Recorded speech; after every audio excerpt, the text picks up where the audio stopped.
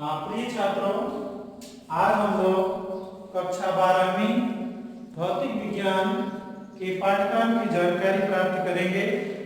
ये आपका पाठ्यक्रम जो है कुल 10 यूनिट में और 17 पाठों में डिवाइड है और आपकी जो परीक्षा होती है ये टोटल अंक 100 के होते हैं, लेकिन पेपर आपका होता है 56 अंक के होते हैं, जिसमें आपका ये जो 56 अंक है ये निम्नलिखित पाठों में डिवाइड है। पहला है वैद्युत क्षेत्र, दूसरा आपका है गाउस का नियम एवं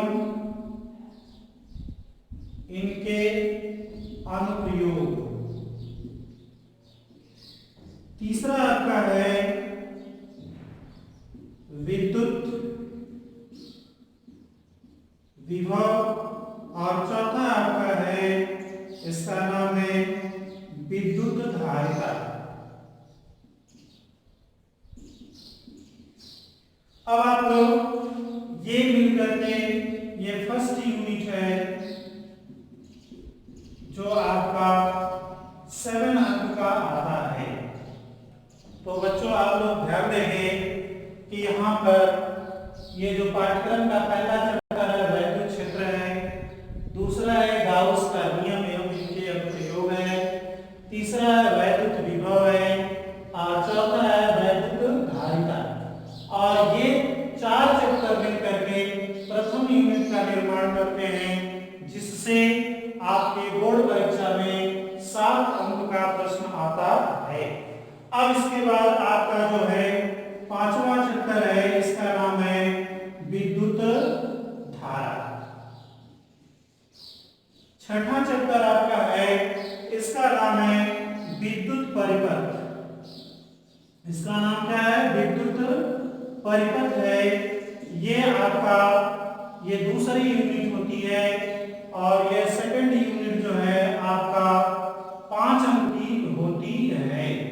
तो आप लोग ध्यान देंगे 5वां और 6वां चैप्टर मिलकर के द्वितीय यूनिट का निर्माण करते हैं, जिस जो परीक्षा में कितने अंक का आता है? 5 अंक का आता है। इसी प्रकार से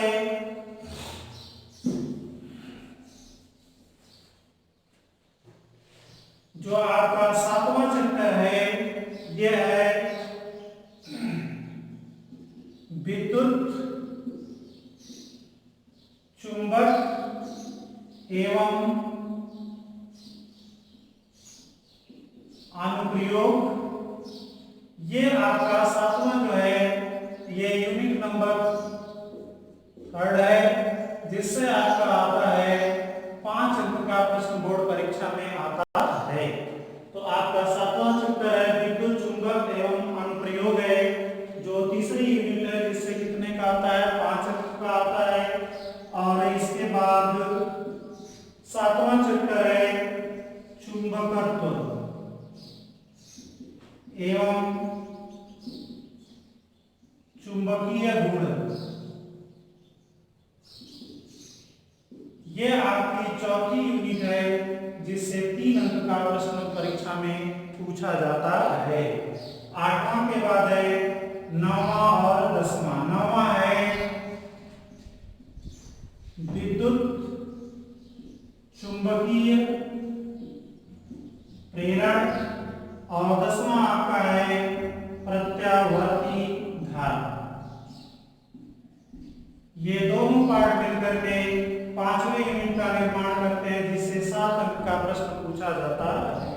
तो 9वां और 10वां चैप्टर मिलकर के 5वें यूनिट बनती है, जिससे कुल 7 अंक के प्रश्न पूछे जाते हैं। इसके बाद 11वां चैप्टर है किरण प्रकाशिकी। किरण प्रकाशिकी और 12वां है प्रकाश की प्रकृति।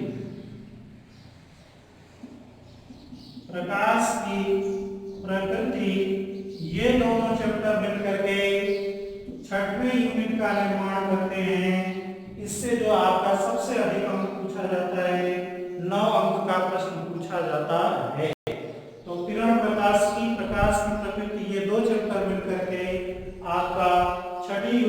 निर्माण होता है, जिससे 9 अंक का प्रश्न आता है। 13वां चैप्टर आपका है, इसका नाम है प्रकाश विद्युत प्रभाव एवं द्रव्य तरंगें। इससे उल्टा ये आपकी है 7वीं यूनिट है, इससे आपके 4 अंक के प्रश्न पूछे जाते हैं। ये 13वां प्रश्न है, प्रकाश विद्युत प्रभाव एवं द्रव्य तरंगें, जिससे 4 अंक के बोर्ड परीक्षा में प्रश्न पूछे जाते हैं। 14वां और 15वां चैप्टर का नाम है परमाणु भौतिकी और 15वां है नाभिकीय भौतिकी। नाभिकीय भौतिकी, ये दोनों चैप्टर मिलकर के 8वें यूनिट का निर्माण करते हैं, जिससे 6 अंक के प्रश्न पूछे जाते हैं। ये 14वां और 15वां अध्याय मिलकर के 8वें यूनिट का निर्माण करते हैं, जिससे 6 अंक के प्रश्न पूछे जाते हैं। इसके पश्चात 16वां चैप्टर है, ये आता है इलेक्ट्रॉनिक। ये आपकी 9वीं यूनिट है, जिससे आपके 6 अंक के प्रश्न पूछे जाते हैं। इसी प्रकार से आपका 17वां चैप्टर है विद्युत चुंबकीय तरंगे। विद्युत चुंबकीय तरंगे संचार एवं समकालीन भौतिकी।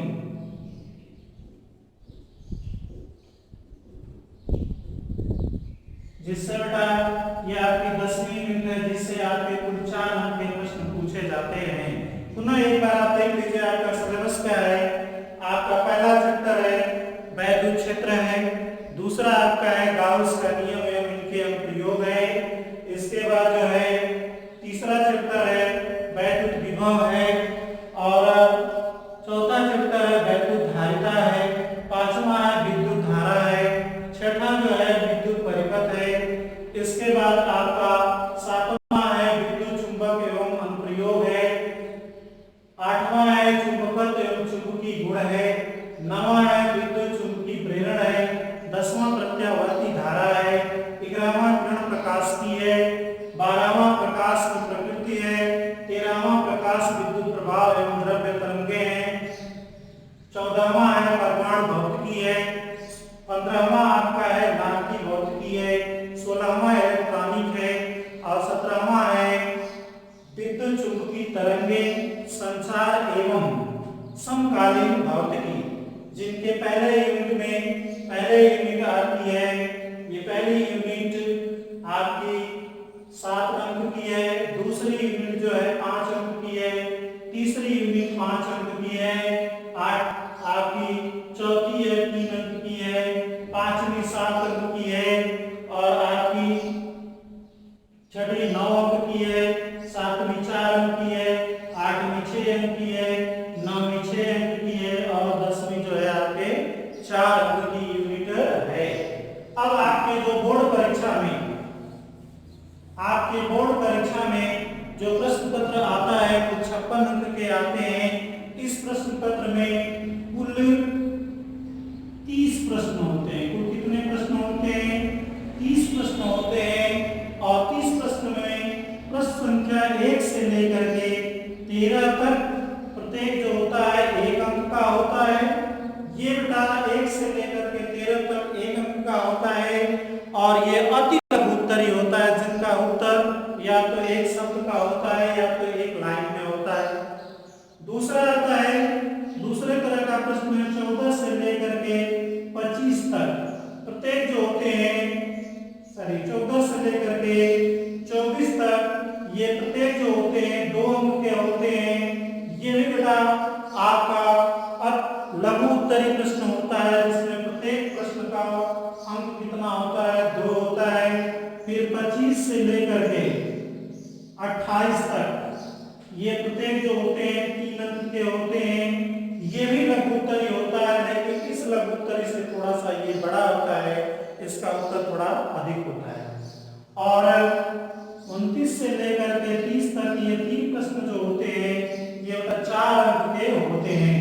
इस प्रकार से आपके सारे का सारा पेपर जो 6 अंक का होता है ये इस तरह से डिवाइड होता है। 1 से लेकर 13 तक 1 अंक, 14 से लेकर 24 तक 2 अंक, 25 से लेकर 28 तक 3 अंक, 29 से लेकर 30 तक कुल कितने के होते हैं 4 अंक तक।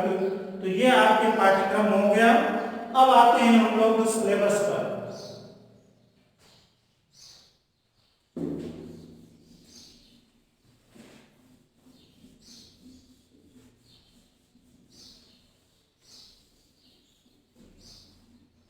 अब आपका सिलेबस में जो पहला चैप्टर है जिसका नाम है वैद्युत क्षेत्र, जिसका नाम क्या है वैद्युत क्षेत्र,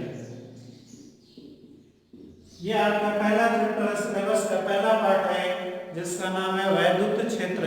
ये बेटा वैद्युत क्षेत्र जो है इसका मूल आधार जो है आवेश है। क्या है आपका मूल आधार क्या है आवेश।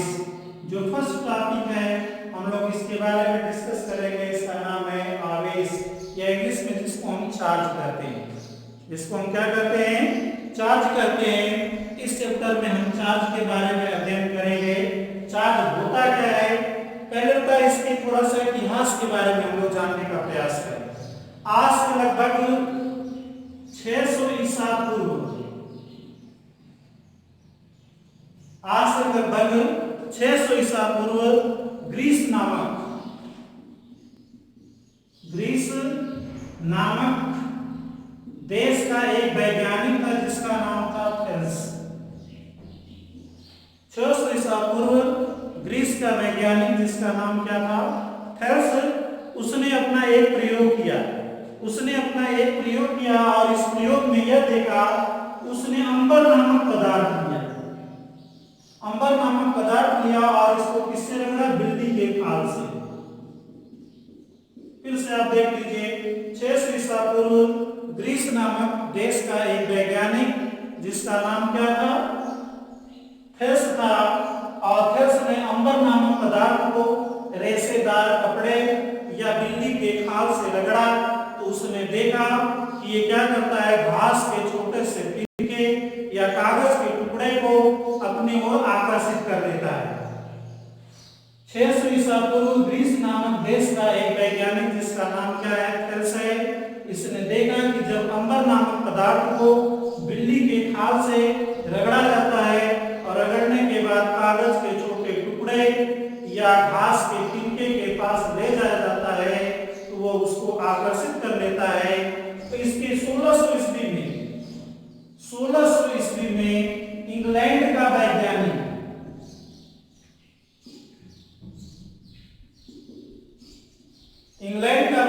जिसका नाम है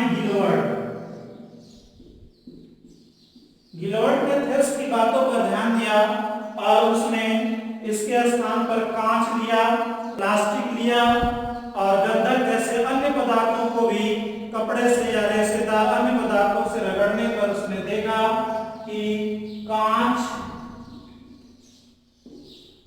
हो या प्लास्टिक हो या रबड़ हो या गंधक हो, इनको कपड़े से रगड़ने पर ये भी घास के तिनके या कागज के टुकड़े को अपने ओर आकर्षित कर लेते थे।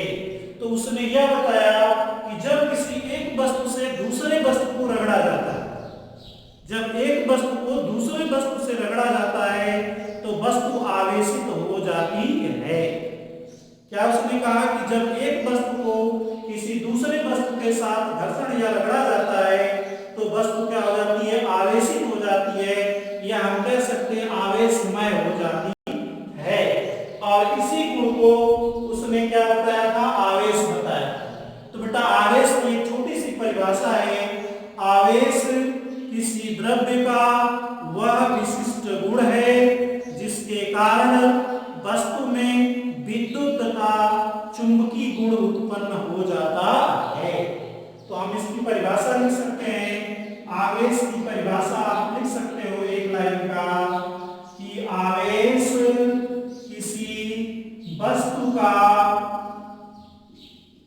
या द्रव्य का वह गुण है जिससे वस्तु में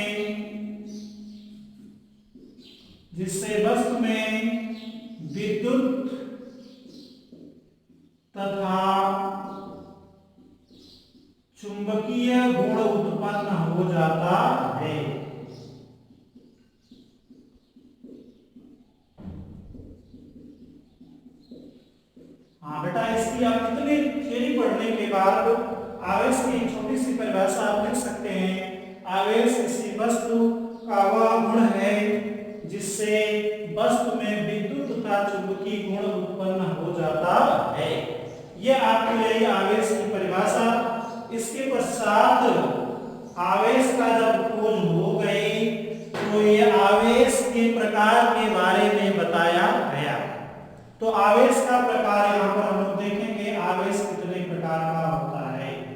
आवेश का प्रकार, तो मुख्यतः आवेश दो प्रकार का होता है, धनात्मक आवेश और दूसरा होता है ऋणात्मक आवेश।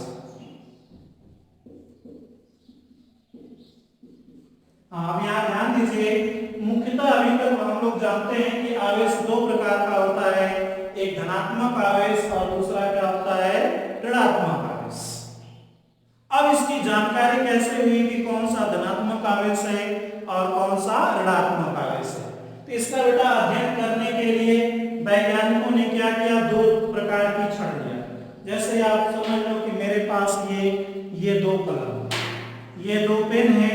अब मान लीजिए कि ये क्या है, आपके कांच की छड़ है, ये भी कांच की छड़ है। तो सर्वप्रथम क्या किया गया कि कांच की एक छड़ ली गई। सर्वप्रथम क्या किया गया, कांच की एक छड़ ली गई, कांच की छड़ ली गई और इसे रेशम से रगड़ा गया। किससे रगड़ा गया, रेशम के कपड़े से इसको रगड़ा। कांच की छड़ को जब रेशम से रगड़ा जाता है तो कांच की छड़ क्या होती है, आवेशित हो जाती है। ठीक इसी प्रकार दूसरी कांच की छड़ को रेशम से रगड़ करके जब एक छड़ के पास दूसरी छड़ ले जाया जाता है तो दोनों में देखा जाता है कि प्रतिकर्षण होता है। इससे स्पष्ट हो गया कि कांच की किसी भी छड़ को जब रेशम से रगड़ा जाएगा तो सभी कांच की छड़ों पर एक समान प्रकार का आवेश उत्पन्न हो जाएगा। दूसरा प्रयोग किया गया कि आब्रूस की छड़ ली गई या एगोनाइट की छड़ ली गई। एगोनाइट की जब छड़ लेकर के इसे बिल्ली की खाल से रगड़ा गया। किससे रगड़ा गया, बिल्ली के खाल से। जब एगोनाइट की छड़ को बिल्ली के खाल से रगड़ा गया तो एगोनाइट की छड़ भी आवेशित हो गई और दो एगोनाइट की छड़ों को जब बिल्ली के खाल से रगड़ करके पास पास लाया गया तो देखा गया कि एगोनाइट की छड़ भी एक दूसरे को प्रतिकर्षित करती है। इससे स्पष्ट होता है कि कांच की भी छड़ पर आवेश उत्पन्न होता है और बिल्ली के एगोनाइट के छड़ पर भी आवेश उत्पन्न होता है। लेकिन बेटा तीसरा जब प्रयोग किया गया, ये कांच की छड़ और एगोनाइट की छड़, कांच की छड़ और एगोनाइट की छड़ को जब पास दूर दूर रखा गया तो देखा गया कि कांच की छड़ और एगोनाइट की छड़ में आकर्षण उत्पन्न होता, अर्थात दूर दूर है तो पास पास आ जाती हैं। तब इस आधार पर यह बताया गया कि कांच की छड़ में अलग आवेश है और एगोनाइट की छड़ में अलग आवेश उत्पन्न होता है। अब इन आवेशों का नामकरण जो है 1750 ईस्वी में अमेरिकन वैज्ञानिक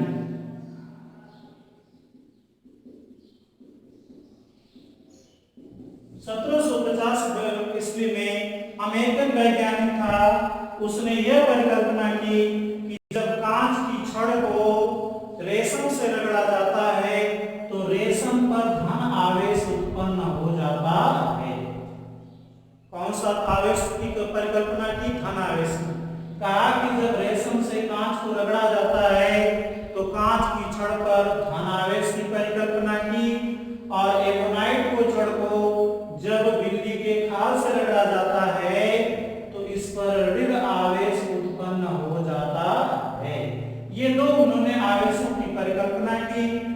कांच की छड़ पर धन आवेश उसने बता दिया और एगोनाइट की छड़ पर ऋण आवेश बता दिया गया।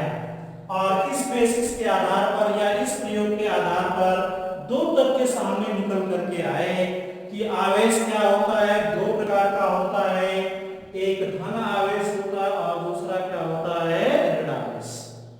एक धन आवेश होता है और दूसरा कौन सा आवेश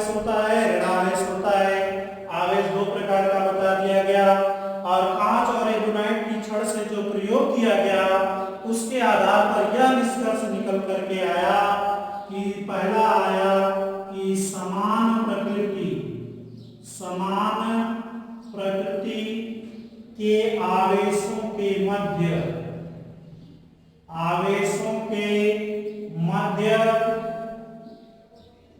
प्रतिकर्षण का बल लगता है। कौन सा बल लगता है? प्रतिकर्षण का बल लगता है।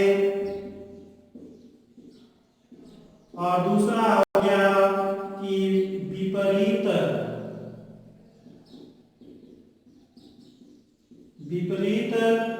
प्रकृति के आवेशों के मध्य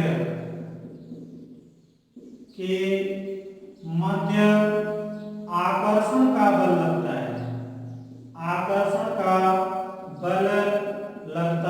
है। तो आप लोग फिर से एक बार ध्यान देंगे कि आवेश कितने प्रकार का होता है? 2 प्रकार का होता है। एक धनात्मक आवेश होता है और दूसरा क्या होता है? ऋणात्मक आवेश होता है। और समान प्रकृति के आवेशों के मध्य में प्रतिकर्षण होता है और विपरीत प्रकृति के आवेशों में आकर्षण बल उत्पन्न होता है। अर्थात धनात्मक आवेश या ऋणात्मक आवेश के मध्य प्रतिकर्षण बल लगेगा, धनात्मक तथा ऋणात्मक आवेश के मध्य आकर्षण बल लगता है। ये तो किसके अनुसार हो गया? आपके 1750 में अमेरिकन वैज्ञानिक द्वारा कहा गया।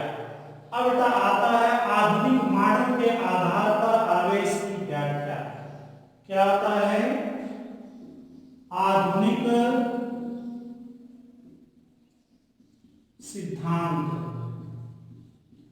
पर आवेश की व्याख्या।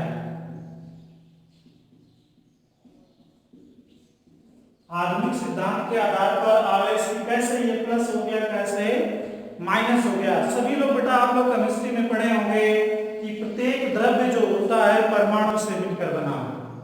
प्रत्येक द्रव्य किससे मिलकर बना होता है? परमाणु से मिलकर बना होता है। और परमाणु के 2 भाग होते हैं। एक नाभिक होता है जिस पर धन आवेश होता है और दूसरा जो होता है इलेक्ट्रॉन जिस पर ऋण आवेश होता है। जब हम एक वस्तु को किसी दूसरे वस्तु से रगड़ते हैं, जैसे कांच की छड़ को रेशम से रगड़ा जाता है तो कांच के छड़ से कुछ इलेक्ट्रॉन निकल करके रेशम पर चले जाते हैं, जिससे कांच में इलेक्ट्रॉनों की कमी हो जाती है, जिससे इस पर धन आवेश और रेशम पर ऋण आवेश उत्पन्न हो जाता है। ठीक इसी प्रकार से जब एवोनाइट की छड़ को बिल्ली के खाल से रगड़ा जाता है तो बिल्ली के खाल से कुछ इलेक्ट्रॉन निकल करके एवोनाइट में चले आते हैं, जिससे एवोनाइट में इलेक्ट्रॉनों की अधिकता हो जाती है, जिससे एवोनाइट पर ऋण आवेश उत्पन्न हो जाता है। तो इससे एक बात स्पष्ट हो जाती है कि जो बेटा इलेक्ट्रॉन देता है उस पर धनावेश उत्पन्न होता है और जो इलेक्ट्रॉन ग्रहण करता है उस पर ऋण आवेश उत्पन्न होता है। तो हम ये कह सकते हैं कि जो दाता होता है, दाता पर धनात्मक आवेश और जो ग्राही होता है, ग्राही पर कौन सा आवेश होगा? ऋणात्मक आवेश उत्पन्न होता है। जैसा कि आप लोग छोटी कक्षाओं में आपने पढ़ा होगा, जैसे सोडियम ले लिया तो सोडियम के बाहरी कक्षा में 1 इलेक्ट्रॉन होता है, इसलिए क्या करता है? अपना 1 इलेक्ट्रॉन त्याग देता है और इस पर क्या होता है? एक धन आवेश उत्पन्न हो जाता है। ठीक इसी प्रकार से Cl2 जो क्लोरीन होता है, ये 2 इलेक्ट्रॉन को ग्रहण करके 2Cl- हो जाता है। इससे आपको स्पष्ट हो गया कि जो इलेक्ट्रॉन त्यागने की क्षमता रखता है उस पर धन आवेश हो जाता है और जो इलेक्ट्रॉन ग्रहण करने की क्षमता रखता है उस पर ऋण आवेश उत्पन्न हो जाता है। तो बेटा ये तो रहा आवेश और आवेश के प्रकार और आधुनिक मॉडल के आधार पर आवेश कैसे उत्पन्न होता है। जो इलेक्ट्रॉन देता है उस पर क्या होता है? धन आवेश उत्पन्न हो जाता है और जो इलेक्ट्रॉन ग्रहण करता है उस पर ऋण आवेश उत्पन्न हो जाता है। अब अगले जो अगला क्लास लगेगी उसमें बेटा हम लोग पढ़ेंगे कि आवेश, किसी वस्तु को आवेशित कैसे किया जाता है और आवेश के क्या क्या गुण होते हैं, किसी वस्तु को आवेशित कैसे किया जाएगा और उस आवेश की क्या क्या प्रॉपर्टीज होती हैं, उसके बारे में हम लोग नेक्स्ट डे हम लोग स्टडी करेंगे।